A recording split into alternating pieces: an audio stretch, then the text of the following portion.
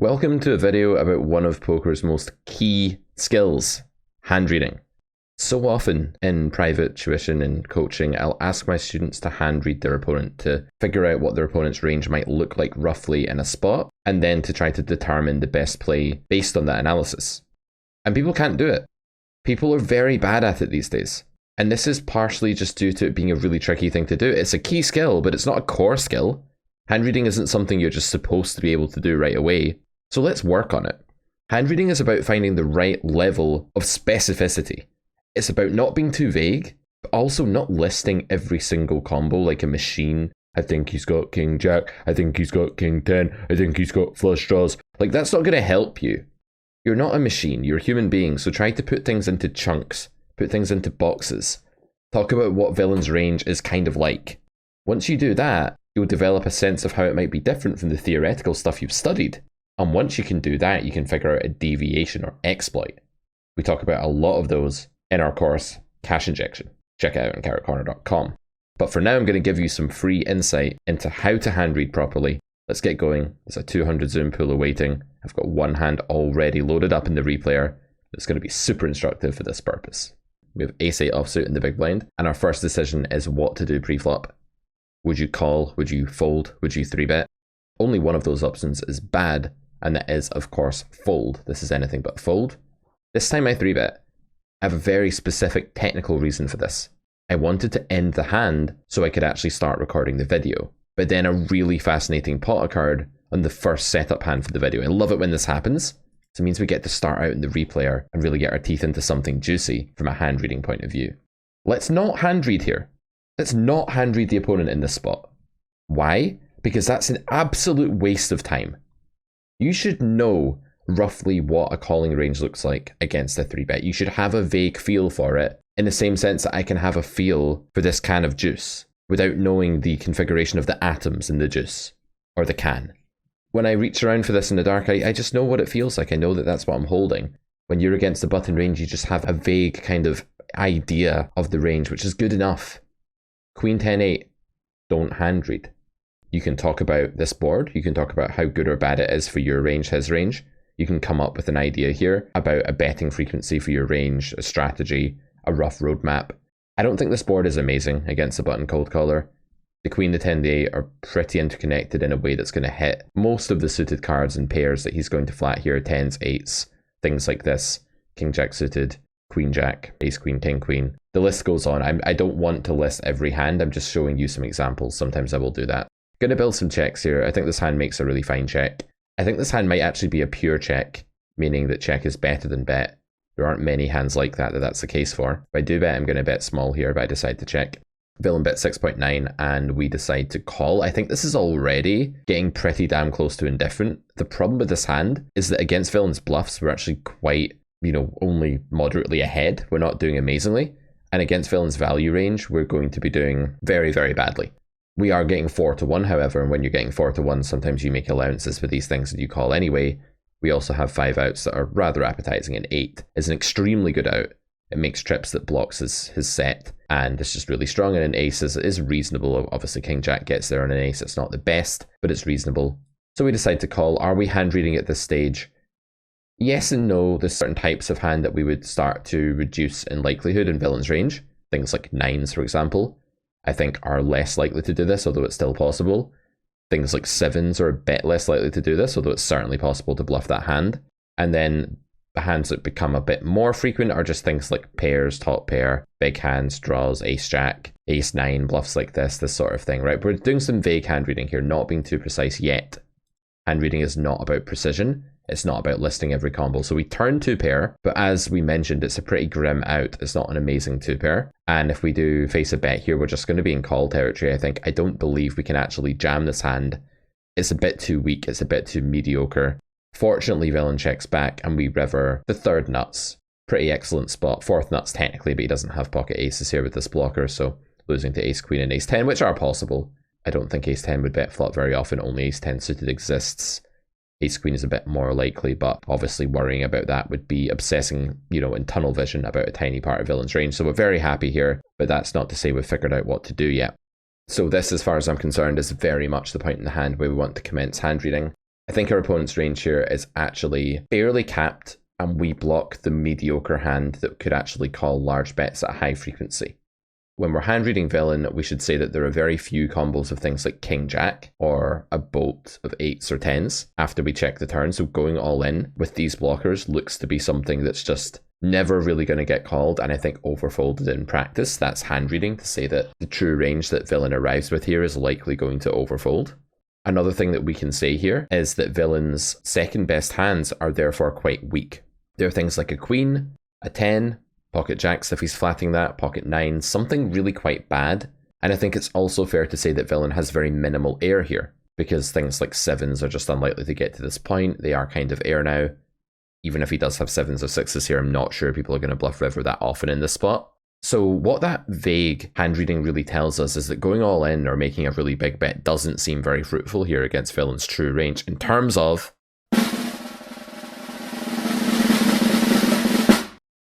true EV. So in terms of that, which is of course the actual EV that's going on against villain's range, not the EV in the solver or in theory, I think there's only one play. And I think that play has to simultaneously do two things. It has to try to get value from hands like king queen, queen jack, things of this nature. And it also has to sometimes cause villain to do something silly. If there are too many combos of things like jack 10, queen jack, hands that could convince themselves to do something crazy, then I really think we need to allow some room for that. The concept of rope comes to mind here. Can we give villain enough rope to do something silly? There's a school of thought that talks about bet small to induce, and I don't like that phraseology whatsoever. The reason I don't like the phraseology bet small to induce is that that's not the only function of the bet. This is a value bet. Primarily, it seeks to be called by a worse hand, like ace jack or king queen or something like that, a bluff catcher if you will. But another thing it does is it sometimes causes villain to induce, but I don't have mind control over villain. I don't get to bet small to induce in the way that I can pick up this can to drink it. I have full control that if I pick up the can I can drink it. I don't have full control that if I bet small I will induce. So that makes it sound like we're actually forcefully manipulating our opponent through mind control to shove, and that's not what we're doing. But it will happen sometimes, and it's a benefit of betting. It's a large benefit of betting, but it's not the primary purpose of the bet, and we don't have full logical control over that sequence of actions. Unfortunately, I wish I was some kind of god that could just manipulate my opponents to do whatever the hell I wanted, some kind of puppet master, but I'm not. So I bet small and villain calls with ace jack of spades, and I think the hand is played fine. This hand ostensibly chops or beats some of my value bets. I think this is a hard spot for me to bluff enough in, but I have to get creative here with things like 9s, 8-9, etc. Hope you enjoyed that. As you can see, the hand reading was to the point. We only really thought about the chunks of villain's range in detail when it was necessary, and that was on the river. The biggest mistake I see people make with hand reading is listing villain's combos like an avalanche of spewy words falling down a hill, just like going, you can have this, you can have that. It's so bad. What you're much better off doing is engaging only when necessary and as fully as necessary. And that's what we did here to find what I believe is the right river line. Okay, let's move on. Let's play some cards. So a7 suited, I think you can go either way with this sort of combo, but I'm going to call. And the reason for that is I just want to ensure we see a flop here. I think squeeze is a very, very reasonable play as well. With this player flatting in the small blind, squeeze is going to overperform, and it's going to place a burden on this player to actually do enough for betting.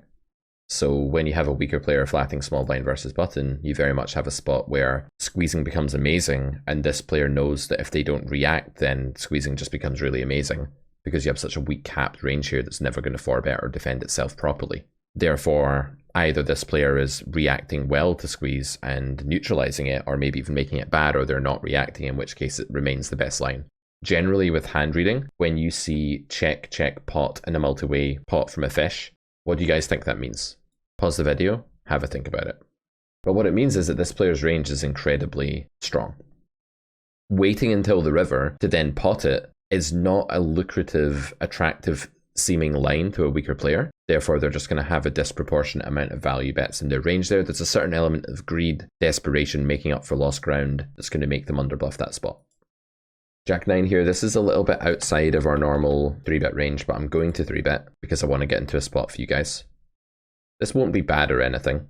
You know, deviating from a chart, it's not the end of the world at all. And in fact, if you play a game like 1-2 live, 2-5 live, something like this, you play microstakes online, where people don't really find the 4-bet bluffs enough, then 3-betting that hand is actually probably really winning, as long as you don't have like some 55 VPIP station in the big blind or small blind. It's going to cold call.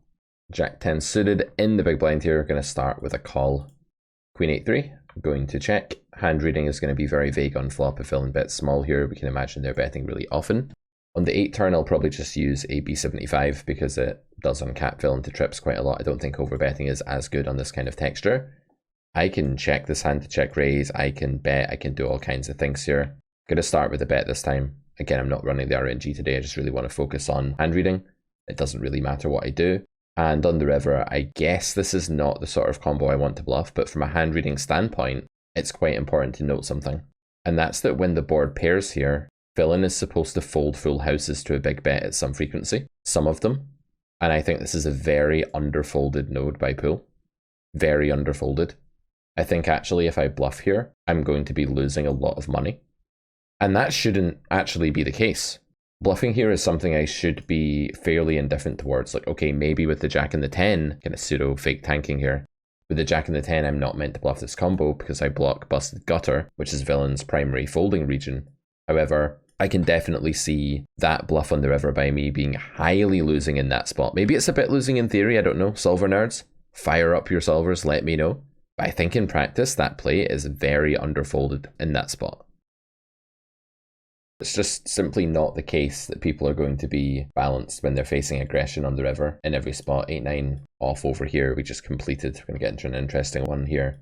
So I think checking just for a bit of transparency in a 3-way pot, small blind complete is good. Villain overbets, so right away from a hand reading standpoint, this is going to be a really strong range.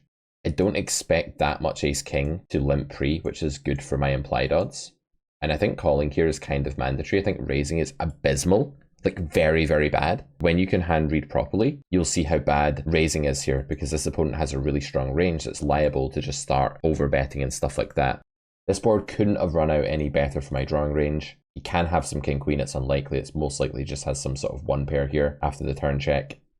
I'm going to go for river slight overbet. I'm a bit queasy about this, simply because the flop overbet is so just naturally strong. But at least the key to this hand is that villain's strength has deteriorated massively throughout this run out. One pair, two pair is now a bluff catcher. You'll get some folds by like two pairs here, not loads.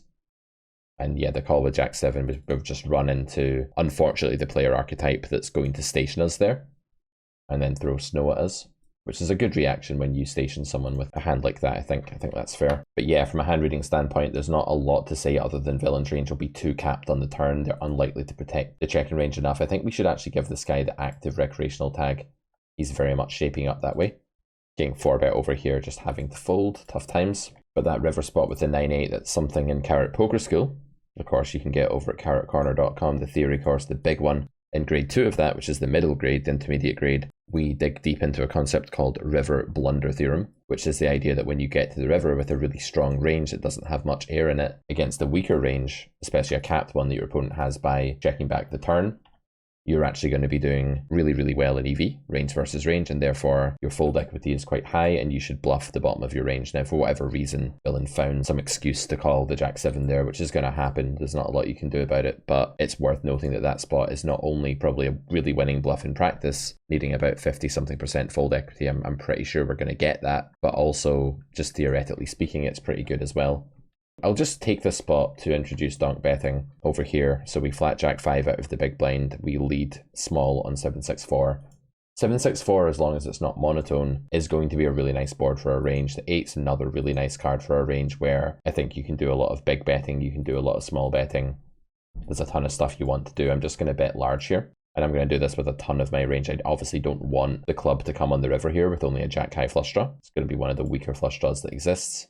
Then on the river, it's like, okay, what's the sizing for this hand?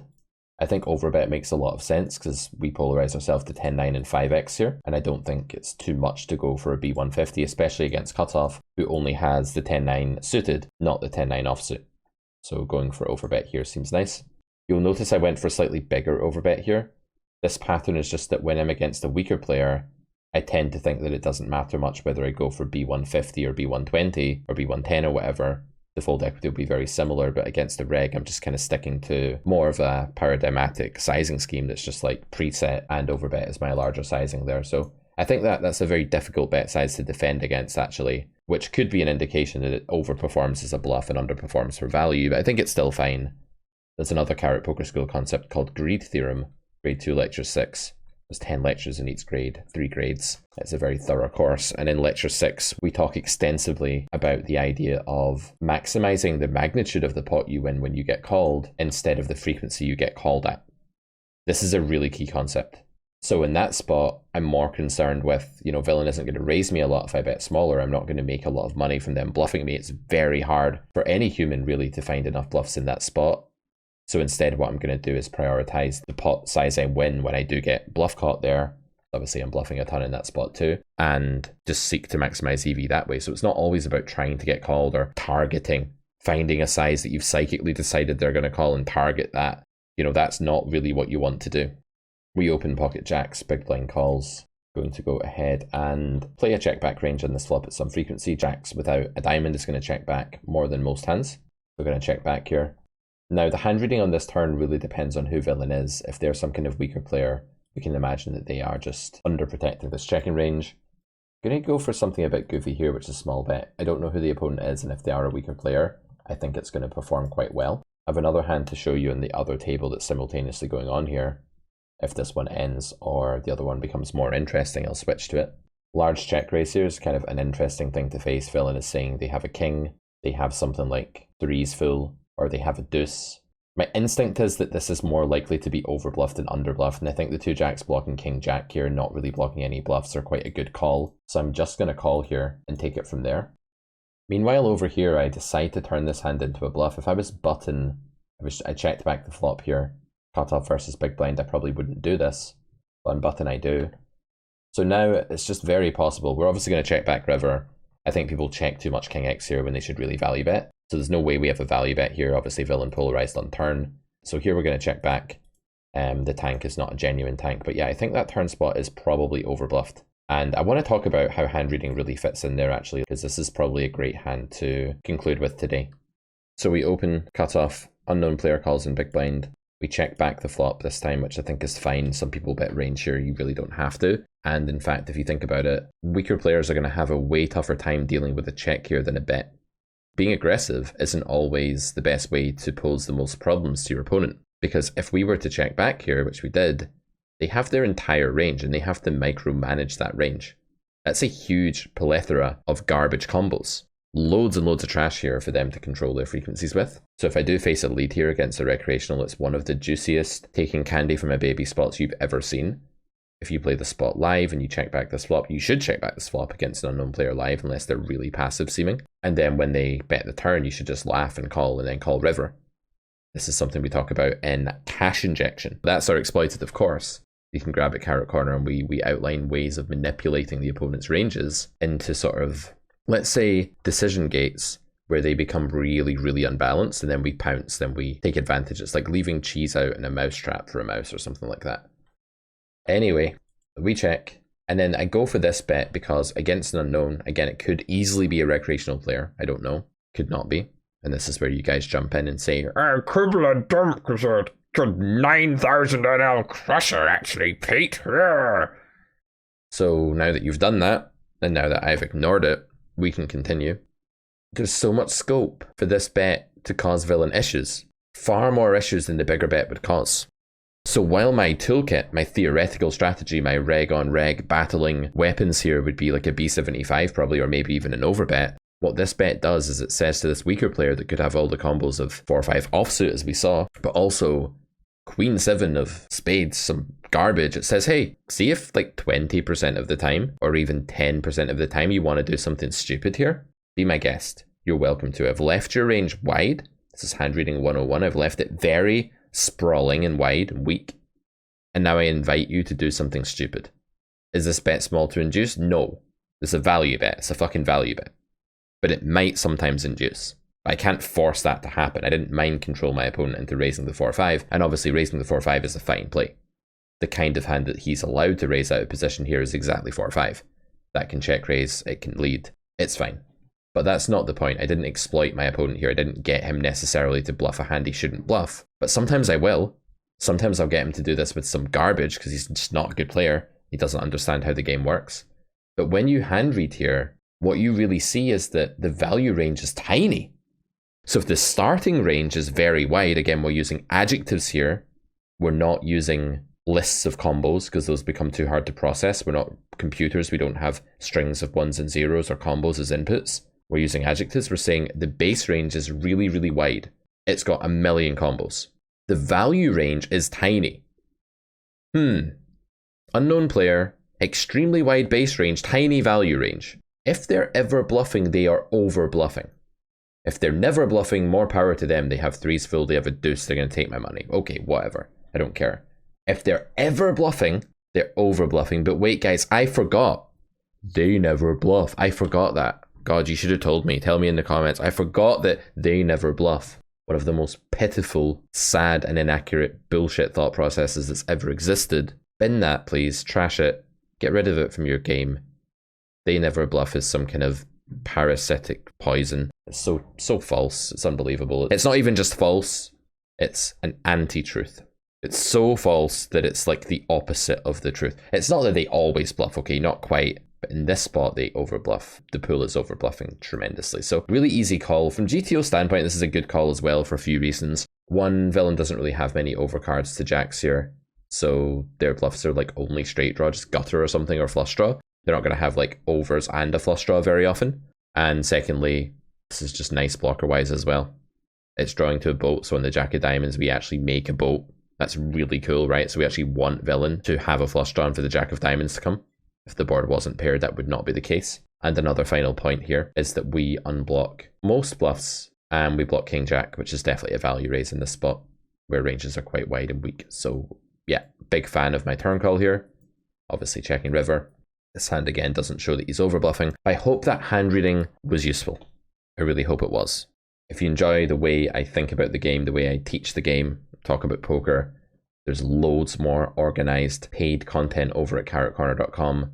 We have a massive course called the Carrot Poker School that takes you through the nuts and bolts of what you need to learn the truth about the theory of the game. Not copying solvers, but actually just talking about how poker works so that you can gain a high level of understanding and build all of your exploits on that. So the Carrot Poker School teaches you the theory, Cash Injection teaches you the exploits. We have more courses coming your way in 2023.